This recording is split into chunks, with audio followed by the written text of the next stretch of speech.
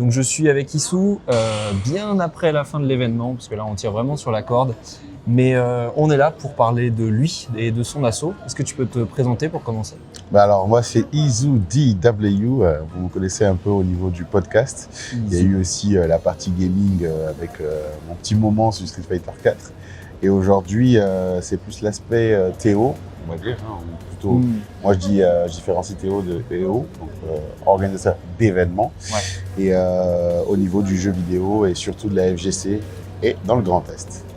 Et justement, raconte-nous un peu l'histoire de la création de DW. Alors, tout simplement, le DW est arrivé parce qu'il y avait une période, la période Covid, hein. Ouais. Il n'y avait pas grand-chose qui se passait. Donc, on avait trouvé un petit subterfuge. On faisait des sessions à la maison. On avait essayé de monter un invitational juste pour que les gens puissent jouer. Okay. Il y avait du free play en bac et que les gens puissent regarder. Pour qu'il y ait de l'activité, en tout cas, locale. Et la particularité, c'est que pendant ces sessions, on faisait à manger. Ah. Donc dès là, l'idée de la cafette était développée. Et après, on s'est dit, au fil en aiguille, pourquoi pas prendre une salle, pourquoi pas monter une structure. Donc c'est comme ça que les choses sont structurées et ont avancé. Ouais. Okay. Et justement, c'est quoi tes souvenirs de tes premiers gros événements, hormis un peu ce cadre vraiment ouvert au public, quelque chose d'un peu moins… Ouais, et donc le premier événement que j'ai fait, c'est pas forcément le plus gros, mais c'était sur Paris, c'était les AGL. Okay. C'est dans des hôtels avec un système de restauration à volonté. C'était assez agréable. C'est un peu là que j'ai rencontré un peu toute la communauté et puis ça m'a donné envie. Et puis après, j'ai fait le pas, je suis allé au Stunfest à Rennes. Et en plus, j'habitais à Rennes. Je me demande même si c'est pas l'inverse. Je n'ai pas connu le Stunfest avant, mais l'AGL, ça m'avait beaucoup marqué. Mais l'événement le plus gros événement que j'ai apprécié, c'était le Stunfest. J'aimais bien l'esprit, le côté découvert des jeux rétro. Non, c'était déjà assez ok. Mais par contre, j'ai fait même bénévole pour un des événements. On est allé chercher des bornes, je ne sais où. Je ne saurais même pas te dire c'était dans quelle ville, tu vois. Ah, je vois. Ouais. Et ça m'a donné envie. Ouais. Je crois que c'est le Stunfest qui m'a donné envie de rentrer dans la commu activement. Et justement, c'est quoi ton expérience sur les jeux de combat actuels et même les jeux futurs? Peut-être tes attentes par rapport à ce qu'il y a? Alors, pour le coup, moi, je suis très content. Parce que déjà, mon jeu préféré en termes de jeu de combat, c'est Street Fighter. J'ai toujours aimé Street Fighter. Je suis prisonnier de Street Fighter depuis que j'ai 3 ans. Donc, avec deux turbos, même pas 2X, hein, 2 turbos à l'époque, sur Super Nintendo. Et pas sorti sur SNES. Voilà, c'est ça. Ouais, c'est Tom et fan. La petite. Et le truc, c'est que moi, j'ai pas trop apprécié Street Fighter 5. Ouais. Donc, quand à un moment donné, ça a commencé à tirer sur la corde, j'ai lâché le jeu de combat, le Street Fighter, j'ai lâché Street Fighter. Je suis allé découvrir d'autres jeux comme Strive, des jeux que j'aurais jamais joué, hein. Unist. Je me suis ouvert aux jeux de combat. Ça. Donc là, j'ai vu qu'il y avait tout un monde derrière qui était assez intéressant. Des jeux que je snobais en toute honnêteté. Et là, avec le retour de Street Fighter 6, non seulement je suis content du jeu, mais je me rends compte, je suis un peu plus ouvert par rapport aux autres jeux et je vois qu'il y a de belles choses qui se passent. Donc j'aime bien 2XKO en termes de gameplay. Bon, j'ai plus préféré l'alpha à ce qui se fait aujourd'hui. Je trouve que Tokon est prometteur. Bon, après, il y a aussi des jeux que je trouve assez flopesques. C'est bien de pas trop, de pas trop citer de nom.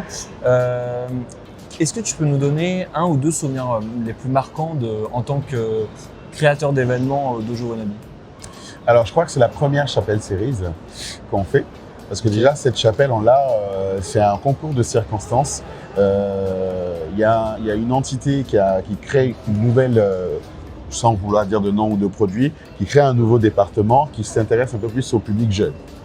Donc, nous, on arrive à s'engouffrer dans cette brèche et à avoir la chapelle. Nous, on a des échéances assez compliquées. On est au courant des choses assez tard. Les budgets sont assez serrés. Mais tout le monde dit, vas-y, go, on y va. On dit, tu sais quoi, on y va. Et en fait, ce qui était assez drôle, on a eu la même problématique d'installer tout le jour J. Mais ce qui était assez drôle, c'est que beaucoup de gens du Grand Est attendaient un événement assez conséquent dans la zone, sont venus, on trouvait que c'était vraiment bien, c'était cool, c'était pro, il y a de beaux joueurs, il y avait du beau niveau, de bons joueurs qui sont déplacés. Et les gars disaient, ouais, vraiment, ça sent que vous êtes professionnels par rapport à ce qu'on a pu voir dans le point. Et c'est assez drôle. C'est notre second événement dans une grande salle. Ok. Donc vraiment, on a bien commencé, j'étais vraiment content. Créé un peu là-dessus, là-dessus. Et la fin, juste pour finir là-dessus, on finit par un Shifumi géant. Parce qu'au début, les gens se disaient, mais non, personne ne va vouloir faire un Shifumi. Mais non, il y a tous les joueurs qui font la queue comme ça, et on fait le Shifumi géant, et tout le monde fait dessus. Et puis il y avait une coupe même pour celui qui gagne le Shifumi, et les collecteurs du coup. C'est énorme. Est-ce que le Dojo Wannabe sponsorise des joueurs? Est-ce que vous vous considérez un peu comme une équipe, justement? Et si oui, est-ce que tu peux me parler un peu des joueurs que vous suivez? Oui, alors on a accompagné 3 joueurs via notre département, on va dire e-sport, c'est LLC, donc Local Legends Consulting. Ok, d'accord. Donc DWLLC, c'est un peu le jeu entre SARL en anglais qui est LLC et le fait qu'on soit, qu'on fasse du consulting de Local Legends. Je fais la promotion du local, de tout ce qui est communautaire. Donc je dis les légendes sont locales. Et donc pour le coup, on a accompagné Salty Kid, qui, je dis, fait partie du Greatest, parce que c'est le grand test. Ah, c'est pour Naïnian, ça. C'est le grand test étendu avec la Belgique. Et on a accompagné aussi Nozar, qui est plutôt de Lille, mais qui venait souvent à nos événements. Ah oui, ok. Et proche de Salty Kid aussi. Et un jeune de chez nous, purement de chez nous, qui s'appelle Angelo, qui est un grand joueur de Zangief. Donc on a accompagné ces joueurs, donc les aider déjà en les coachant. Petit retour d'expérience sur les petits défauts à corriger. Ça a vraiment été impactant par rapport à leur niveau et c'est bien. Leur aussi permettre de sortir de leur cocon parce qu'à un moment donné, ils sont venus tellement forts qu'eux aussi, par souci de cercle vertueux, devaient coacher les joueurs locaux. C'est-à-dire que nous, on les a coachés à un moment, eux, ils sont devenus forts et à eux aussi de coacher les joueurs locaux pour qu'on fasse monter le niveau. Et donc ça, c'était une belle dynamique. On a fait pas mal d'événements, il y a eu de beaux succès. On a fait des coups marketing avec eux aussi, comme l'idée de la carte de visite. Donc en fait, il y avait la carte de visite, il y avait les 3, Salty, Nozar et Angelo, mais Salty a marqué sur le coup. Le site aussi. Exact, avec le CV en ligne, tout ça. Donc voilà, c'est des projets comme ça que l'on a. On n'est pas les plus fortunés, donc on essaie de jouer de petites astuces marketing pour marquer le coup et mettre en avant nos ça joueurs. marche bien, oui. Ah bah oui. Tout le monde l'a vu. Tu vois, et le vu. slogan les légendes sont locales, il est excellent quoi. Ah, franchement, ça défonce. Allez, petite dernière question pour revenir un peu sur Street, justement. Toi, tu penses quoi de la méta actuelle et quels sont les persos que tu attends en saison 4? Alors moi, je pense que ce jeu, en fait, quand je dis qu'il est, je dirais qu'il est parfait, mais quand je dis qu'il est parfait, c'est pas dans le sens où il a 10 sur 10 partout. C'est dans le sens où c'est un jeu qui est bien pensé en soi. Il est bien construit, il est professionnellement fait, tout est bien établi. Moi, je trouve ça nickel. Il y a tous les outils pour être pro, il y a tous les outils pour s'amuser. Et en tant que spectateur, on se régale. Ça. Et si je devais faire la demande personnelle, subjectivement, je demanderais Dan, bien sûr. Ouais, bah oui. Voilà, tu vois. Mais objectivement, j'aime bien les persos qui sont sortis, j'aime bien leur version. Je déplore je déplore pas, mais j'aimerais quand même qu'il y ait le retour de Gouken. Parce que je trouve que c'est une très belle addition et il faut conserver. Après, trop de Shoto peut-être.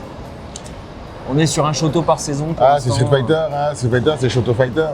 C'est sûr, c'est sûr. Bah alors mettez Shen à ce moment-là. Shen aussi, c'est sympa, mais Gouken était vraiment stylé. C'est le Shoto le moins Shoto en fait, visuellement. Avec Luke aussi, un peu différent. C'est ça. Mais ouais, j'aimerais bien voir Gouken encore. Bah c'est sympa. Ok, bah ceci conclut cette petite interview. Et puis on se retrouve très vite justement pour la suite de vos projets, notamment pour ma part au Rooftop. Rooftop Series, fin août, dernier samedi d'août, ce sera à Metz, centre socioculturel de Borny. Et on vous prépare des joyeusetés là, concerts, DJ, la totale. De toute façon, il y aura aussi d'autres étapes avant, peut-être un peu plus petites, mais de toute façon, les dates seront dans la description. Allez, sur ce, bye bye. Ciao, ciao.